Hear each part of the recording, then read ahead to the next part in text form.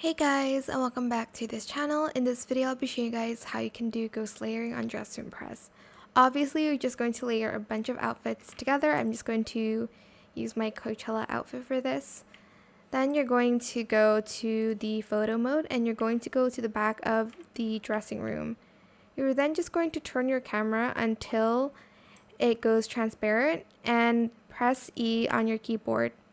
And voila, that is it. I hope it was helpful for you guys. Don't forget to like, comment, share, and also subscribe to this channel if you haven't done that already. If you have any more questions about this video, just leave it in the comment section down below. I will try my best to answer them all for you guys. And if you found this video helpful, please click the thanks button as well.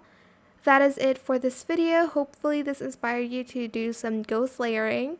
Unfortunately, you can only do this on the Freeplay mode. Obviously, it's not going to show up for anybody else, and if you jump out, you're going to look normal again. Thank you so much for watching. Bye!